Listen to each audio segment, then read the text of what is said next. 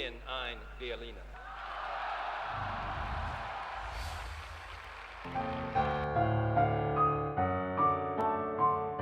First of all, welcome to the residence. Thank you. And what I wanted to show you is a collection that we have. It's our own, which we call it the Good Luck or Hamsa collection. These are symbols of good luck and against evil eye that you can find in the Mediterranean countries, but also in the Middle East countries, the Arab world, also in Israel. And I've collected them from all my trips all over. So if you see what we see here, the dominant structure is the palm, which is it's Hamsa in Arabic, Chamesh in Hebrew, which is also sounds similar, and this is a symbol of some kind of blessing for good luck against evil. Wow, nice. It's something folkloristic, and in some of them you can also see fish. Fish are also signs, old signs in the region, or biblical signs for good luck. So you have all kinds and all variations, some older, some newer, some modern design, some old design, and so on. But that's our collection, of course. And you have in between you have the doves of peace. Yeah, and is there a reason it has to hang beside the door? It should be, yeah, the entrance usually, yeah, because it's it's a sign for good luck. You are being blessed when you come to the residence, something like this. They don't have to, but we found it suitable to have this collection here. Yeah. It's perfect. Yeah. And now I see the residency. Yes. Wow, it's so beautiful.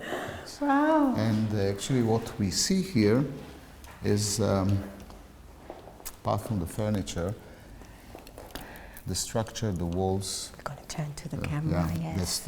Besides from the furniture, the structure, the floor, the walls, all the wood, the woodwork, everything is genuine. It's older, much older than I think both of us. Well, it's from the 1920s, right? Late 1920s, yeah. 1929, 1930. And it survived all the wars, it survived everything because during the war the house was not hit. After the war it was in the custody of the Evangelische Kirche, and they covered everything with castor walls. So when the constructors came and started to make preparations to turn it into a residence, they found out that actually they had already, everything was already waiting for them behind the wall, those artificial walls. So whatever you see here, that it has seen a lot in its life. You put your personal... Well, yeah, that's not only personal, that's some of it belongs tradition. To the state, that's tradition, Jewish artifacts.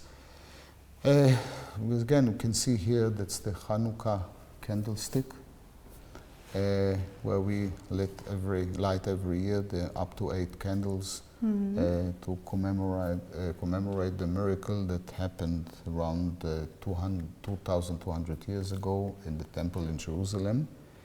You have here the Pesach plate. Pesach plate is something traditional that when we have in Pesach, which is Easter, and we have the big gathering that everybody is reading or telling the story of the miracle that happened to us when we were slaves in ancient Egypt about 4,000 years ago, and so on. So this is something very typical for this Leil HaSeder, which means the night of the gathering, then when we gather and tell about this miracle. Most of them belong to or symbolize Hanukkah. Yeah. Wow, and in this residency, that's where you invite your guests. On this floor we have our official functions, yes. And that's why we're going to sit down, because I'm your guest today. Yeah, of course, of course. Thank you. Yeah, so now we're sitting in your residency, and this is also a beautiful room. Thank you. I love it. Yes, and this is where you also invite your guests when you have guests here. And when was the last time? You had a big event. Last time was actually 3 weeks ago when we had an iftar dinner, you know, the dinner that ends the fast of the Muslim fast every evening at the month of Ramadan. So we had here about 35 people who came to eat together, symbolize coexistence between different faiths and beliefs.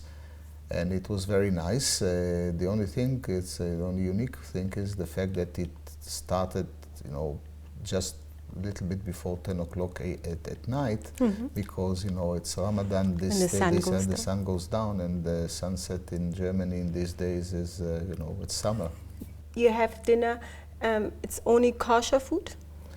Yes, we serve only kosher food. It's a big hassle, but again, that's our belief, that's our tradition. And so, yeah, well, we manage, there's no problem. You can always manage to get kosher food, and the cook knows all about it, and there's no problem. So, let me ask you, you were born in Israel, and then where did you study? I studied in Israel. I was born in Tel Aviv. I was raised in Tel Aviv, studied in Tel Aviv, until I entered the foreign service, and then we moved to Jerusalem. To be closer to the office. So you were first a diplomat. Yes. And for lots of foreign countries, you were stationed. How you say stationed in those countries? Yes. And that's why you speak 4 or 5 languages. In which countries were you? Well, we were stationed in Turkey. So you speak Turkish, yeah? Yes. But not because of the fact I was stationed there. It so happened that during my master's studies on Middle East history, I chose to study Turkish. And then it's not very usual that they use my skills and send me to Turkey and not to another country. So we were in Turkey, we were in Austria, then we were in the UK. And then I came. Then I was the head of our office in Doha, capital of Qatar. And then I was ambassador in Jordan. And then for a short period of time I was the ambassador to the EU and NATO. And then I came to Berlin, straight away from NATO I came to Berlin. How did it feel, since it's a big history, Berlin, Germany? Let me start. Do you have relatives who survived the Holocaust or who've been in the Holocaust? Yes, I have relatives. Part of my family on my mother's side, they survived the Holocaust because they were living in the eastern side of Poland, which was under Soviet occupation until 1941, and the whole family moved to the Soviet Union, to Central Asia, so they were saved. But on the other hand, my father is the only one who survived the entire family, and the only reason he survived because both my father and my mother were not in Europe during the war. They came to that time British mandatory Palestine. They came there before the start of the war, so that's why my father survived. But the family on my father's side, they vanished.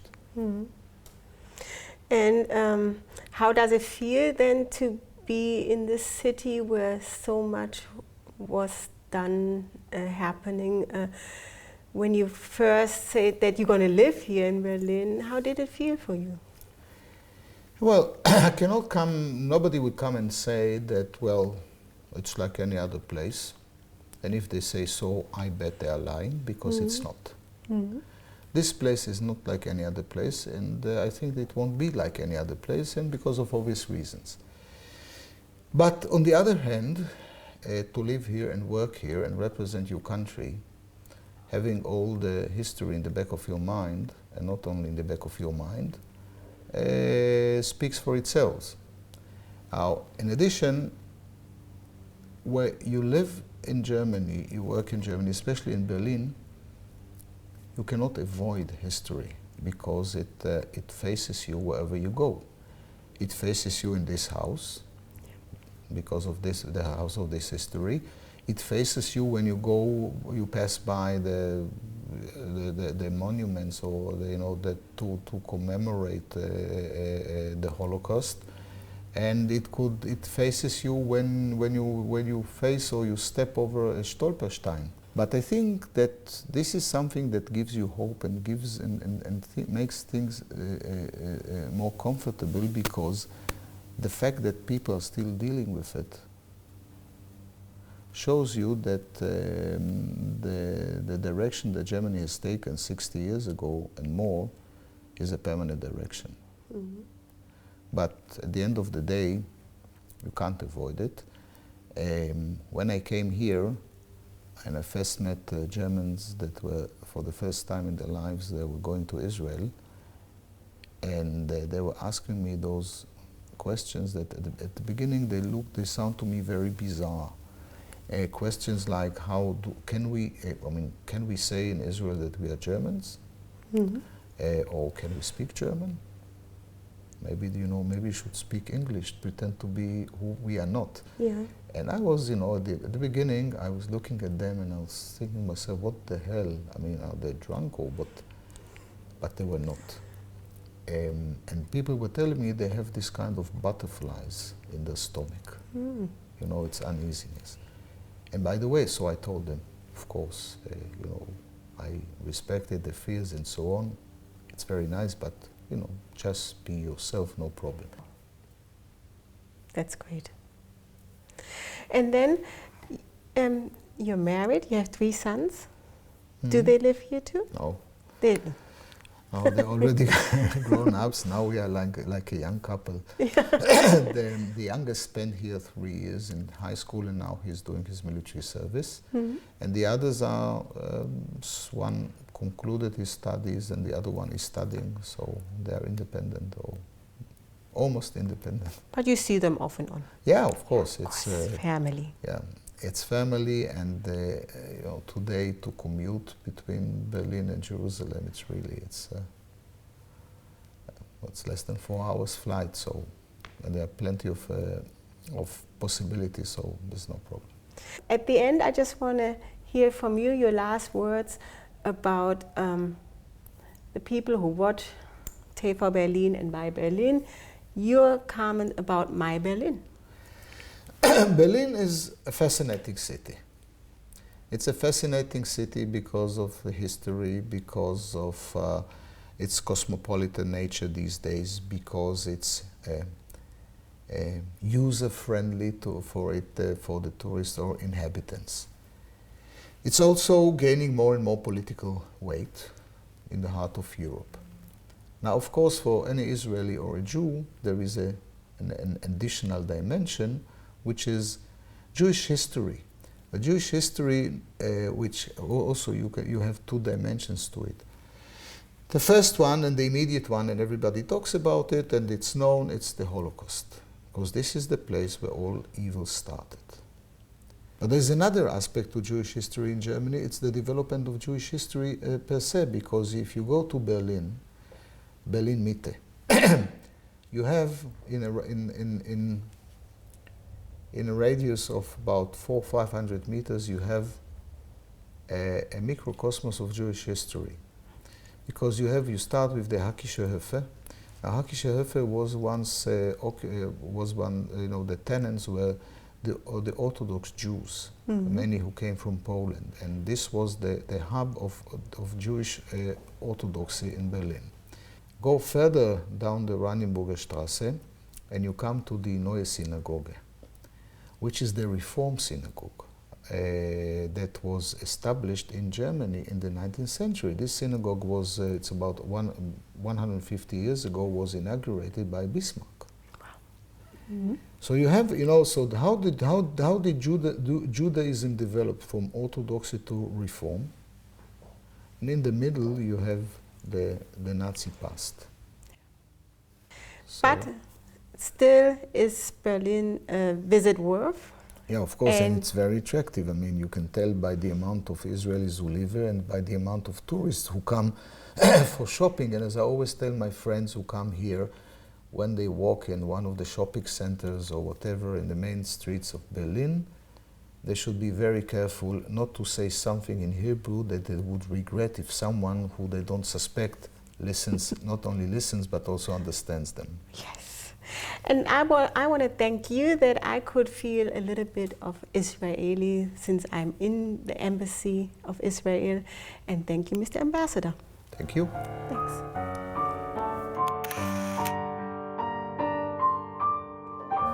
So thanks for coming. And it was nice. Mr. Ambassador. When is it? Thank you. Thank you. Bye.